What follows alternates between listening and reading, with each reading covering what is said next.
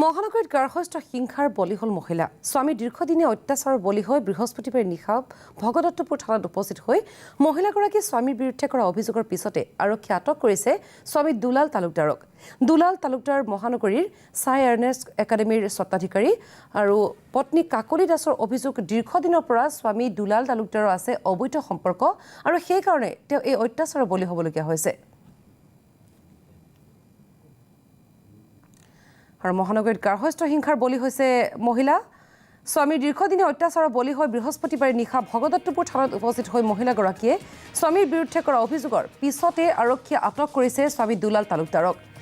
দুলাল তালুকদাৰ মহানগৰীৰ ছাই আৰ্নেষ্ট একাডেমীৰ স্বত্বাধিকাৰ পত্নী কাকলি দাসৰ অভিযোগ দীৰ্ঘদিনৰ পৰা স্বামী দুলাল তালুকদাৰৰ অবৈধ সম্পৰ্ক আছে আৰু সেইকাৰণে তেওঁ এই অত্যাচাৰৰ বলি হ'বলগীয়া হৈছে।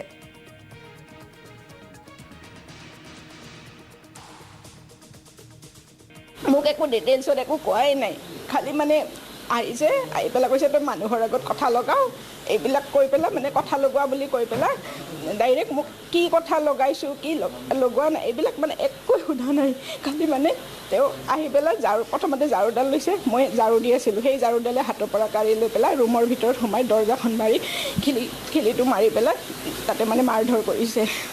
মই তললৈ নামি দৌৰি ভয়তে মানে তললৈ নামি আহিছোঁ। মোৰ ডিঙিত গছকি ধৰিছে, তেওঁ জোতাযোৰ পিন্ধি গৈছে, জোতাৰ সৈতে মোক ডিঙিত গছকি ধৰিছে। তাৰপিছত মই তেওঁৰ চোলাটোত ধৰিলোঁ, চোলাটোত ধৰি যেতিয়া মানে টানিলোঁ তেখেতৰ হয়তো চোলাটো ফাটি গৈছে চাগে। তেতিয়া মোৰ ছোৱালীজনী, মোৰ ডাঙৰ ছোৱালীজনী, তাই ক্লাছ 10ত পঢ়ে, তাইৰ ভৱিষ্যতৰ কথা চিন্তা কৰি পেলাই মই মানে ইমান দিনে মনে মনে আছিলোঁ।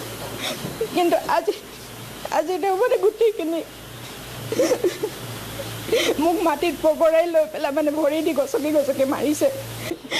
তাৰপিছত মোৰ নেইবাৰ হয়, তেওঁ আৰু দেউতাক ফোন কৰিছে, দেউতাক ফোন কৰি পেলাই দেউতাই আৰু ভণ্টিক ফোন কৰিছে। তেনেকৈ মানে কথাখিনি মানে জনাজাত হোৱাৰ পিছতে থানাত ফোন কৰি পেলাই তেনেকৈ হেৰি কৰিছে।